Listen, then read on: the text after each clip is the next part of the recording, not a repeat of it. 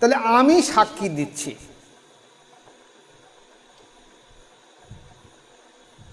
তো সাক্ষীদাতার কাজ কি? যে সরাসরি দেখেছে সে সাক্ষী দিতে পারে। কোর্টে যখন সাক্ষী দেওয়া হয় তখন হাকিম সাহেব বা বিপরীত উকিলটা জিজ্ঞাসা করে, আপনি কি দেখেছেন এই ব্যক্তি ওকে মার্ডার করেছে কি মেরেজ দেখেছেন?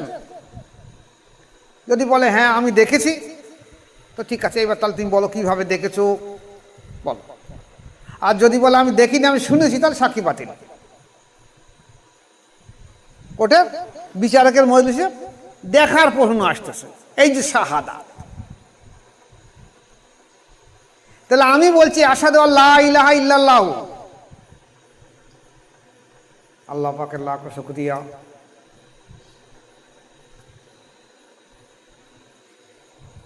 প্রতি সপ্তাহ না এই সপ্তাহে আমরা এক জায়গায় উপস্থিত হয়েছি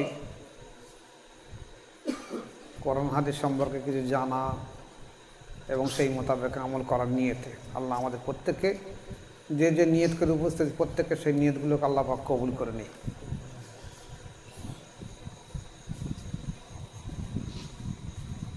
আজকের আসুন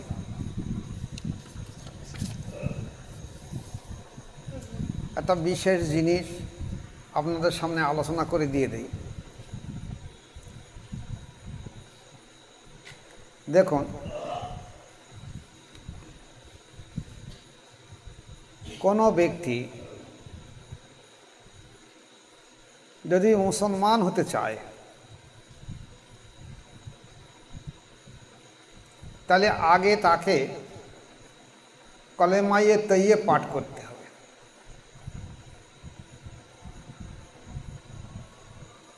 এবং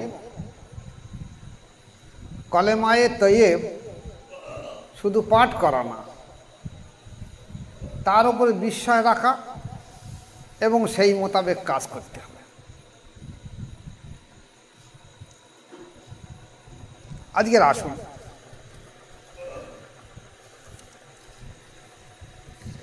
কলেমায়ে তৈয়ব অর্থাৎ লা ইলাহা ইল্লাল্লাহু মুহাম্মাদুর রাসূলুল্লাহ সাল্লাল্লাহু আলাইহি ওয়াসাল্লাম,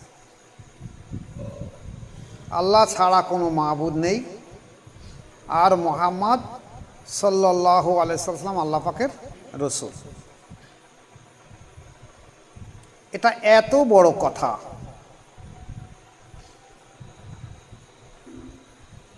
যে যদি সময় করে ভাঙা হয় তা তাজ্জব হয়ে যেতে হবে যে এর ভিতরে কি মজা রয়েছে।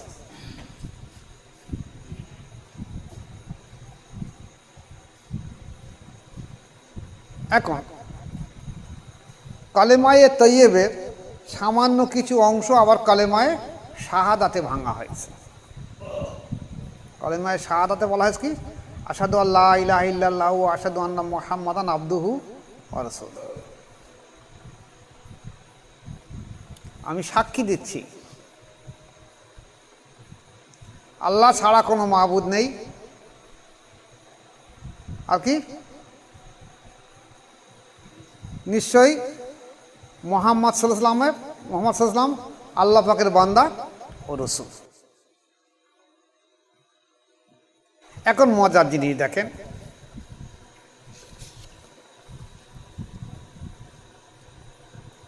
কলেমায়ে তৈয়বের যেমন বলা হয়েছে যে আমি বলছি লা ইলাহা ইল্লাল্লাহু মুহাম্মাদুর রাসূলুল্লাহ, আল্লাহ ছাড়া কোনো মাবুদ নেই, মুহাম্মদ আল্লাহ পাকের রাসূল। তা আল্লাহ ছাড়া কোনো মাবুদ নেই, কোনো সৃষ্টিকর্তা নেই।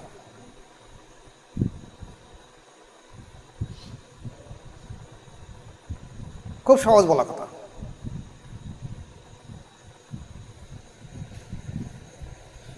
ঠিক এইটা আবার কলেমায়ে শাহাদাতে কি বলছে, আশহাদু আল্লা ইলাহা ইল্লাল্লাহ, আমি সাক্ষী দিচ্ছি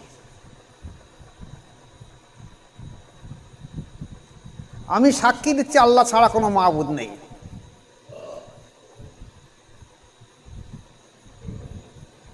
এখন আপনারা আসুন, আমি সাক্ষী দিচ্ছি আল্লাহ ছাড়া কোনো মাবুদ নেই এবং মুহাম্মদ সাল্লাল্লাহু আলাইহি ওয়াসাল্লাম আল্লাহ পাকের বান্দা ও রাসূল। এই বান্দা ও রাসূল এটা কিন্তু কলেমায়ে তৈয়বের ভিতরে নেই।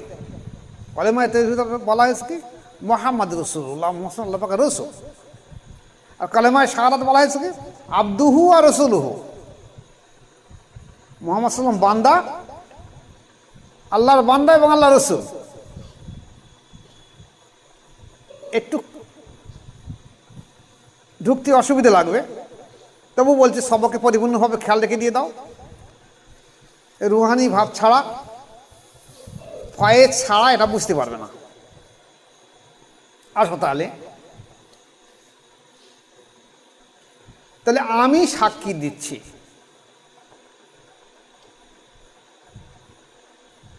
তো সাক্ষীদাতার কাজ কি? যে সরাসরি দেখেছে সে সাক্ষী দিতে পারে। কোর্টে যখন সাক্ষী দেওয়া হয় তখন হাকিম সাহেব বা বিপরীত উকিলটা জিজ্ঞাসা করে আপনি কি দেখেছেন এই ব্যক্তি ওকে মার্ডার করেছে কি মেরেজ দেখেছেন? যদি বলে হ্যাঁ আমি দেখেছি, তো ঠিক আছে, এবার তাহলে তুমি বলো কিভাবে দেখেছো বলো। আর যদি বলে আমি দেখিনি আমি শুনেছি, তাহলে সাক্ষী বাতিল। কোর্টের বিচারকের মজলিসে দেখার প্রশ্ন আসতেছে, এই যে শাহাদাত। তাহলে আমি বলছি আশহাদু আল্লা ইলাহা ইল্লাল্লাহু, আল্লাহ ছাড়া কোনো মাবুদ নেই, আমি সাক্ষী দিচ্ছি, আমি সাক্ষী দিচ্ছি।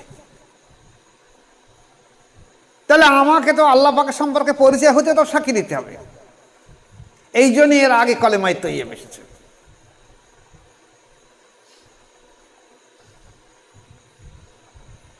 তো যদি সাক্ষী দেওয়ার সময় আল্লাহ পাকের সঙ্গে পরিচয় না থাকে তাহলে কি হবে? সে যদি বলে হ্যাঁ আমি দেখেছি, আমি সাক্ষী দিচ্ছি আমি দেখেছি, আদৌ সে দেখিনি, তখন হয়তো হাকিম বা উকিল বুঝতে পারবে না, কিন্তু নিজের বিবেকের কাছে সেটা মিথ্যেবাদী প্রমাণ হয়ে যাবে। আসুন আলোচনার মধ্যে এই রাসূল পাক সাল্লাল্লাহু আলাইহি ওয়াসাল্লাম সম্পর্কে বলা হয়েছে কলেমায়ে শাহাদাতের মধ্যে আবদুহু আর রাসূলুহু, তিনি আল্লাহ পাকের বান্দা এবং রাসূল। তাহলে কলেমায়ে তৈয়্যিবের মধ্যে তো বলা হয়নি মুহাম্মদ রাসূলুল্লাহ, বলা হয়েছে যে মুহাম্মদ সাল্লাল্লাহু আল্লাহ পাকের রাসূল। তাহলে কলেমায়ে শাহাদাতের মধ্যে বান্দা এবং আল্লাহর বান্দা এবং রাসূল বলা হয়েছে কেন? যেহেতু সাক্ষী দিচ্ছি, শাহাদাত সাক্ষী দিচ্ছি, সাহাবায়ে কেরাম রাদিয়াল্লাহু তাআলা আনহুগণ আল্লাহ রাসূল সামনে থেকে সাক্ষী দিচ্ছে আশহাদু আল্লা ইলাহা ইল্লাল্লাহু ওয়া আশহাদু আন্না শারীকা লাহু ওয়া আশহাদু আন্না মুহাম্মাদান আবদুহু ওয়া রাসূলুহু। ওরা সামনে থেকে সাক্ষী দিচ্ছে, ওয়া আশহাদু আল্লা ইলাহা ইল্লাল্লাহু ওয়া আশহাদু আন্না মুহাম্মাদান আবদুহু ওয়া রাসূলুহু, সামনে থেকে সাক্ষী দিচ্ছে। কিন্তু আমরা তো রাসূল পাক সাল্লাল্লাহু আলাইহি ওয়াসাল্লামকে দেখিনি, আল্লাহ পাককে দেখিনি। তারা রাসূল পাক সাল্লাল্লাহু আলাইহি ওয়াসাল্লাম সামনে রেখে সাক্ষী দিচ্ছে, আমরা আল্লাহকেও দেখিনি রাসূলকেও দেখিনি, সাক্ষী দিচ্ছে কিভাবে? এখানে মজার জিনিস দেখেন, আলোচনা আমি বিস্তারিত আমরা ছোট্ট করে বলবো, যা যতটুকু বুঝে আসে ততটুকু যথেষ্ট। পরবর্তীকালে আবার সময় হলে আস্তে আস্তে ভেঙে দিয়ে দেবো, এবং ব্যক্তিগতভাবে যদি কেউ জিজ্ঞাসা করে তখন দেখা যাবে। আমাদের দেশে অধিকাংশ হাফেজ, কারি, মাওলানা, মুফতি বা জমাতগুলো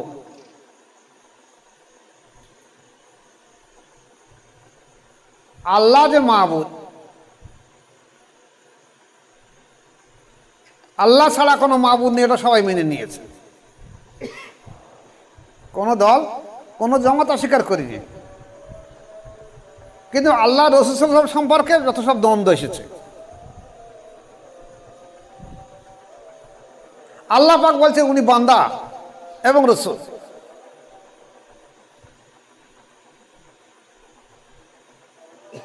আবদুহু, এই বান্দা হিসেবে দেখা গেছে যে তিনি হযরতে আব্দুল্লাহ রাদিয়াল্লাহু তাআলা আনহু ছেলে বা সন্তান, আমিনা রাদিয়াল্লাহু আনহার ছেলে বা সন্তান। হযরত আলী রাদিয়াল্লাহু আনহু শ্বশুর মশাই, ফাতেমা রাদিয়াল্লাহু আনহার আব্বা, হাসান হোসাইন রাদিয়াল্লাহু তাআলা আনহুমার নানা। এটা কি?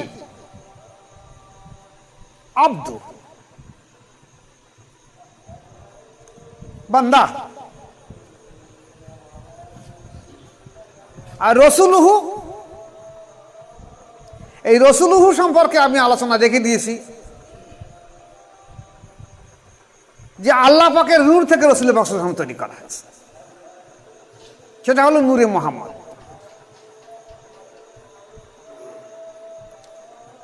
রিসালাত বহনকারী রসুল।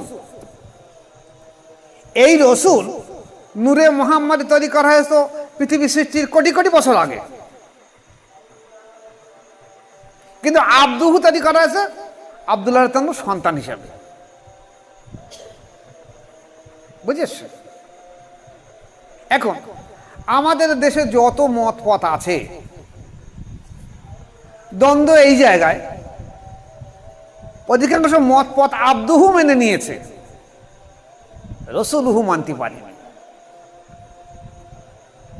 রসুলকে আব্দুহু বান্দা মেনে নিয়েছে, রসুলুহু মানতে পারে। কিন্তু আল্লাহ পাক কি বলেছে? যে মুহাম্মদ সাল্লাল্লাহু আলাইহি ওয়াসাল্লাম তোমাদের মধ্যে কোনো পুরুষের পিতা নহে, বরং সে আল্লাহ রসুল এবং শেষ নবী। সূরা আহজাব 40 নম্বর আয়াত। মুহাম্মদ সাল্লাল্লাহু আলাইহি ওয়াসাল্লাম তোমাদের মধ্যে কোনো পুরুষের পিতা নহে, কোরআন বলছে। কিন্তু আমরা তো জানি ফাতেমার তো ওনার বাপ আব্বা, রাসূল সাল্লাল্লাহু আলাইহি ওয়াসাল্লাম সন্তান হয়েছিল, তার পিতা আছে। তাহলে মুহাম্মদ সাল্লাল্লাহু আলাইহি ওয়াসাল্লামকে বলছে রসুলুহু, রসুলের দিকে ইঙ্গিত করা হয়েছে, আব্দুহু না।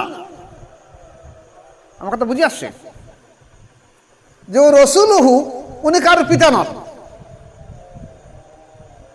আব্দুহু কিন্তু পিতা। বুঝে আসছে? এখানে আসুন, এই যে জমাতগুলো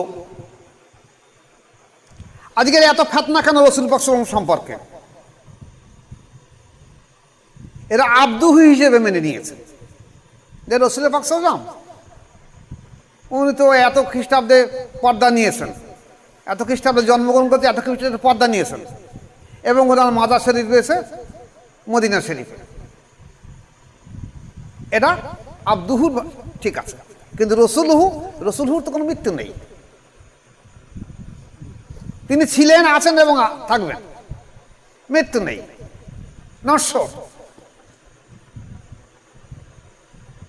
এই জায়গায় দ্বন্দ্ব এসে গেছে। কেউ বলছেন নবী মাটির, কেউ বলছেন নবী নূরের। আরে রসুলহু তো নূরের, আল্লাহ পাকের নূর থেকে তৈরি, নাকি মাটির? রসুলহু কি মাটির? না। আব্দুহু সম্পর্কে বলতে পারো, কিন্তু তবু বলা শোভনীয় হবে না, যেহেতু রসুল পাক সাল্লাল্লাহু আলাইহি ওয়াসাল্লামের শান এবং মান সম্পর্কে এক জাররা পরিমাণ, সরিষা পরিমাণ, চুলের আগা পরিমাণ যদি বেয়াদবি করার সঙ্গে সঙ্গে সে কাফের হয়ে যাবে।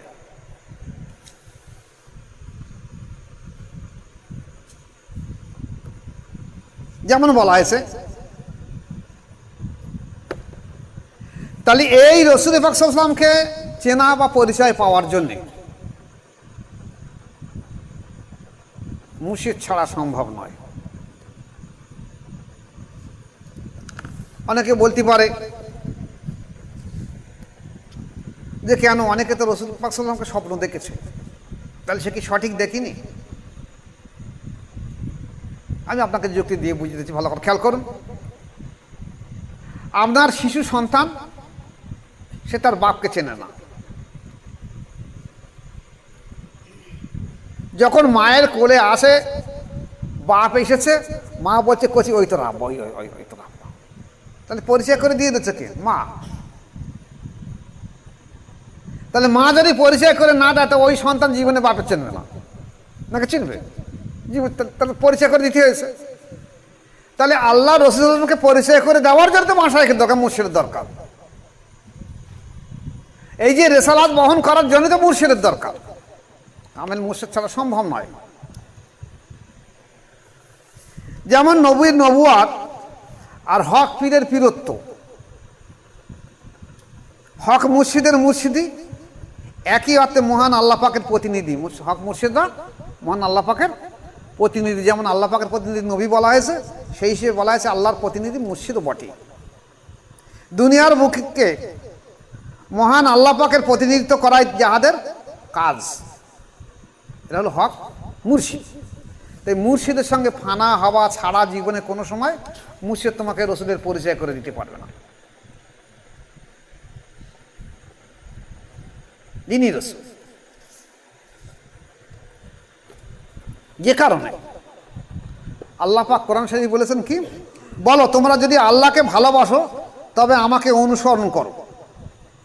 বলিন কুনতুম তুহিব্বুনা আল্লাহ ফাত্তাবিউনি ইউহিব্বুকুমুল্লাহ।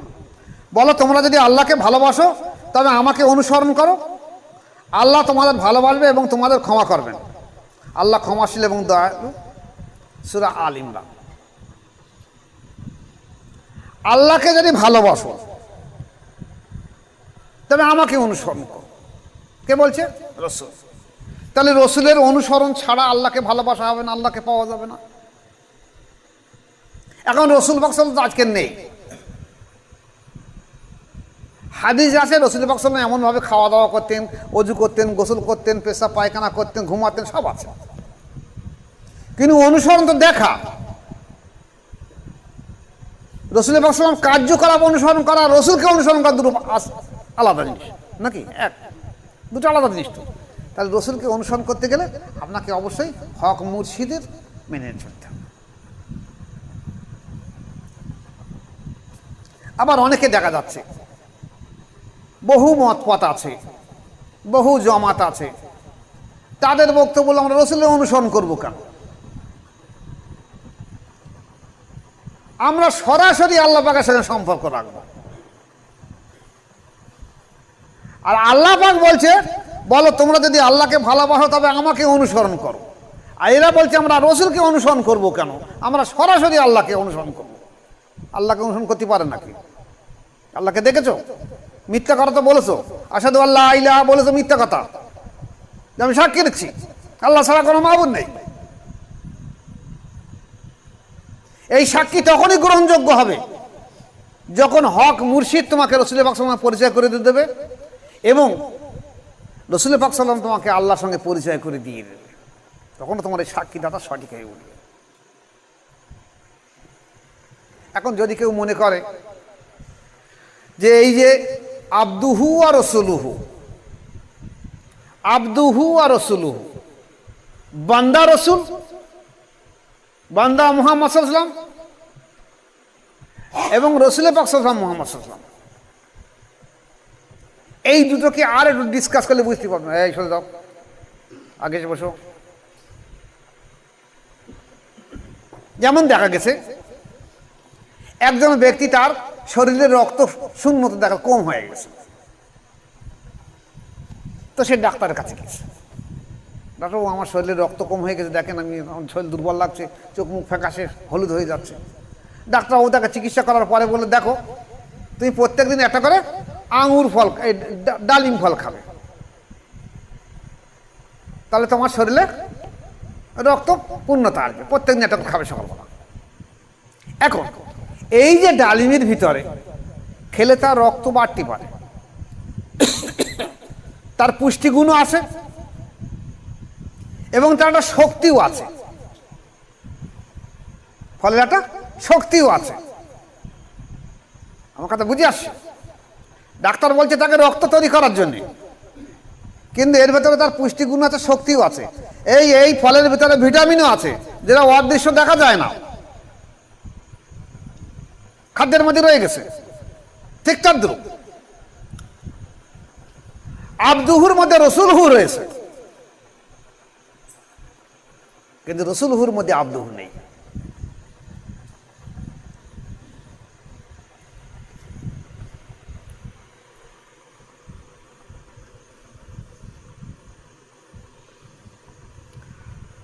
বলা আছে রসুল পাক সাল্লাল্লাহু আলাইহি ওয়াসাল্লামের প্রতি ঈমান আনা বলতে মহান আল্লাহ পাকের প্রতিনিধির উপর ঈমান আনা, এটা আল্লাহর উপর ঈমান আনার সমান। এবার আসুন সূরা নিসায় আল্লাহ পাক কি বলছে, যারা আল্লাহ ও তার রসুলের মধ্যে ঈমানের ব্যাপারে তারতম্য করতে চায় এরা এই প্রকৃত কাফের।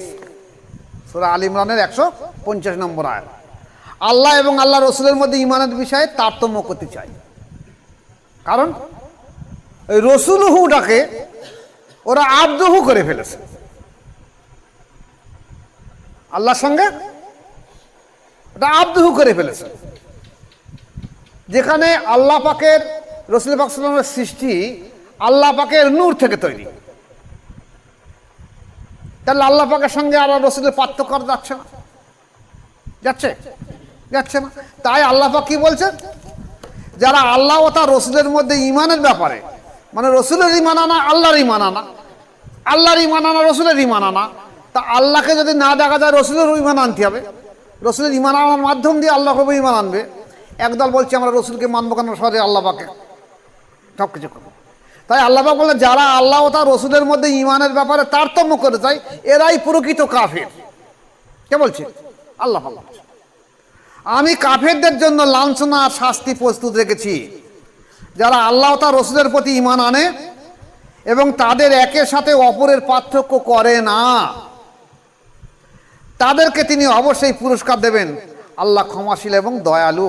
সূরা নিসা 150, 51, 52 নম্বর আয়াত। এবার আসুন তাহলে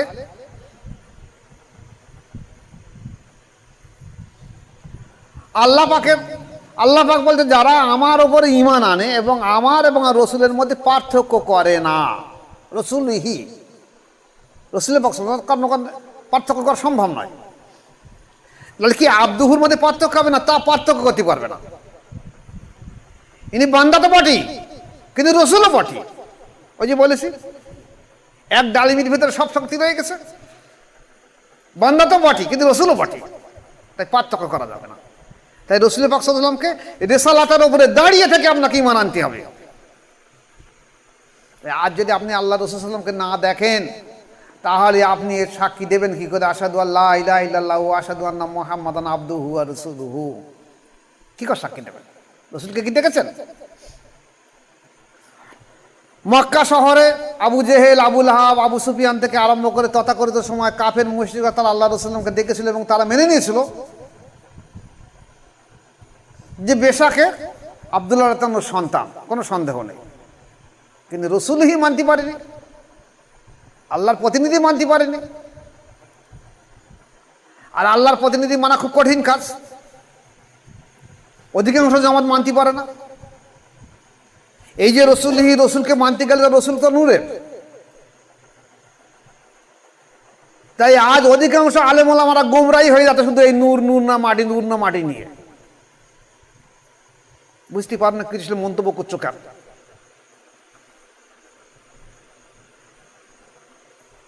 আল্লাহ রাসূল যখন বলছে যে আমি আল্লাহ পাকের নূর থেকে আমাকে তৈরি করা হয়েছে, সেটা নূরে মুহাম্মাদি, সেই নূরে মুহাম্মাদির মধ্যে আব্দুহু রয়ে গেছে, সেই রসুলই নূরে মুহাম্মদ রসুলহি, সেটা আব্দুহুর ভেতরে রসুলহি রয়েছে। তাহলে তুমি এর সঙ্গে করছো কেন? আসলে তোমরা সত্যিকারের ঈমানদার নাও, তোমাদের কলবের ভেতরে কুফরিয়াত রয়ে গেছে। তুমি বুঝতে পারছো না আমার কলবের ভিতরে কুফরিয়াত রয়েছে। এই সম্প্রদায় আলেম, হাফেজ, কারি, মাওলানা, মুফতি বা এই সম্প্রদায় জমাত, ওদেরকে আপনারা জিজ্ঞাসা করে দেখুন, এ বুঝ আসতে গেলে অন্তরে বুঝে আসবে? এরা একটা কেউ বলতে পারবে না আমার অন্তর আল্লাহর জিকিরে জারি আছে এবং আমি নফসের তাজকিয়ার জন্য সাধ্য সাধনা মুজাহিদা করছি, কেউ বলতে পারবে না। যার জন্য এই বিভ্রান্তিমূলক আলোচনায় মানুষও সেই দিক মশগুল হয়ে গেছে যে হ্যাঁ আমরা কেন সরাসরি রসুলকে চাবো, কেন সরাসরি আল্লাহকে চাবো? তাহলে আমার হক মুর্শিদের প্রয়োজন নেই। হক মুর্শিদও তো আল্লাহ পাকের প্রতিনিধি। তাই দেখা যাচ্ছে যারা এই রাস্তা থেকে বিচ্যুত হয়েছে অধিকাংশ গোমরাহী পথভ্রষ্ট হয়ে যাবে। যেটা আল্লাহ পাক পরিষ্কার বলেছে, যারা আল্লাহ ও তার রাসূলের মধ্যে ঈমানের ব্যাপারে তারতম্য করতে চায় এরা অবশ্যই প্রকৃত কাফির। তাই সাবধান। নবী পাক সাল্লাল্লাহু আলাইহি ওয়াসাল্লামের যে নবুয়াতের আছে, নবুয়াতের যে রেসালাটার সেই বেলায়েতের নাম নিয়ে বর্তমান জমানা কেন কিয়ামত পর্যন্ত টিকে থাকবে, এটাও আল্লাহ পাকের প্রতিনিধিত্ব করা, মেনে নিতে হবে এটাকে। আর এর মাধ্যম দিয়ে আপনাকে শাহাদাত আনতে হবে, আশহাদু আল্লা ইলাহা ইল্লাল্লাহু ওয়া আশহাদু আন্না মুহাম্মাদান আবদুহু ওয়া রাসূলুহু, নতুবা জীবন ভরে আপনি সাক্ষী দিতে পারবেন না। আর তখনই হক প্রতিষ্ঠা হবে লা ইলাহা ইল্লাল্লাহু মুহাম্মাদুর রাসূলুল্লাহ, এই মুহাম্মদ সাল্লাল্লাহু আলাইহি আল্লাহ পাকের রসুল, ওই যে রসুল তিনি আবদুহু এবং রসুল। এই ব্যাখ্যাটা কলেমা তৈয়বের ব্যাখ্যা, কলেমা শাহাদাত এসছে, কিন্তু ওই জন্যই বলা আছে কলেমা তৈয়ব সব থেকে বড় কলেমা, এর মধ্যে সব কিছু লুকিয়ে রয়েছে। এই রসুলের মধ্যে আবদুহু রয়েছে এবং রসুলহু রয়েছে, সব কিছু লুকিয়ে রয়েছে। আর অধিকাংশ মানুষ ঈমান হারা হয়ে যাচ্ছে, এই জায়গায় মেনে নিতে পারছে না। আল্লাহ পাক আমাদের প্রত্যেককে তৌফিক দেখ, যারা আহলে বায়াত, যারা তরিকাতপন্থী, যারা সাধ্য সাধনা করে নফসের বিরুদ্ধে মুজাহিদা করা, যারা সাধ্য সাধনা করে অন্তরকে জেকেরে জারি করা, আল্লাহ পাক প্রত্যেককে তৌফিক দেয় এগুলো বোঝার জন্যে এবং আমল করার জন্য। আর যারা বোঝে না, জানে না, হ্যাঁকাটি করে, আমরা দোয়া রাখি আল্লাহ পাক তা প্রত্যেককে ইসলামের ছত্র ছায়া এনে, হকের উপরে ছত্র ছায়া এনে আল্লাহ তাদেরকে সঠিক বুঝদান করুক। আমরা সবাই বলি আল্লাহুম্মা আমিন। আসসালামু আলাইকুম ওয়া রাহমাতুল্লাহি ওয়া বারাকাতুহু।